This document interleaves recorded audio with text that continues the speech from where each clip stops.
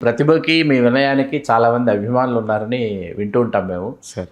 అలా మీరు ఎంతటి ప్రతిభా సంపన్నులైనప్పటికీ, ఎన్ని వేల ప్రదర్శనలు ఇప్పటికి ఇచ్చినప్పటికీ, మొదటి రోజు మీరు కొన్ని సంవత్సరాల క్రితం పరిచయమైనప్పుడు ఎలా ఉన్నారో అలాగే ఉన్నారు. అది మీలో అసలు అదొక గొప్ప సుగుణం, అది గొప్ప వరం అది.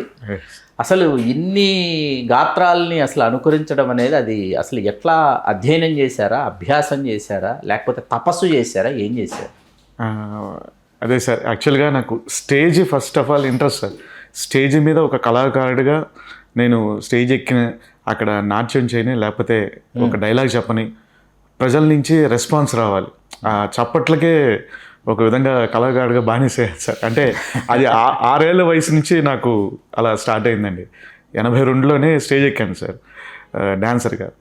అక్కడి నుంచి మొదలుకొని అక్కడి నుంచి తిరిగి చూస్తే ఇంకొక 10 ఏళ్ళ తర్వాత డ్యాన్స్తో పాటు మిమిక్రీని కూడా నేను స్టేజ్ మీద ప్రజెంట్ చేయడం జరిగింది. అది ఇంటర్మీడియట్ టైంలో చేసినప్పుడు మా ప్రిన్సిపల్ గారు పిలిచారు. అంటే నేను పెద్ద మెరిట్ స్టూడెంట్ ఏం కాదు సార్, మామూలుగా నార్మల్గా చదువుతాను. ఒక సబ్జెక్ట్ ఏమో అటు ఇటుగా ఉంది. పాస్ మార్క్ దగ్గరికి వచ్చేసరికి ఆయన ఏమైనా తిట్టడానికి పిలుస్తున్నారో నన్ను అని భయపడి వెళ్ళాను సార్.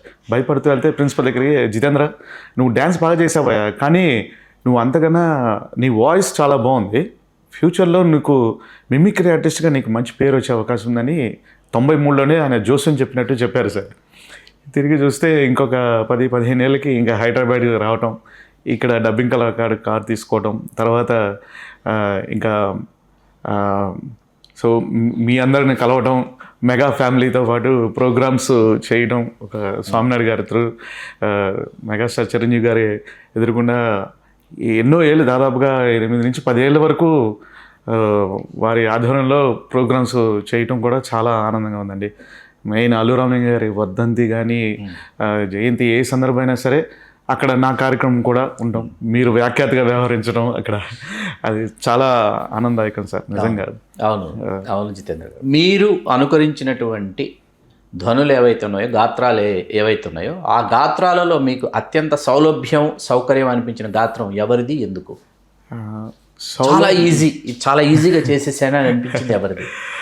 అంటే ఏది తొందరగా ఈజీగా రా సార్, అది డైలాగ్ నేర్చుకోవాలి, వాళ్ళ వాయిస్ మాడ్యులేషను, వాళ్ళు ఏ పాత్ర చేశారు ఆ పాత్రకి తగ్గట్టుగా న్యాయం చేయాలి. అంటే ఇక్కడ మిమిక్రీ అనేసరికి వ్యంగ్యధారంలో కూడా చెయ్యొచ్చు, కానీ అది నాకు నచ్చదు సార్. ఎందుకంటే ఒక పాత్ర,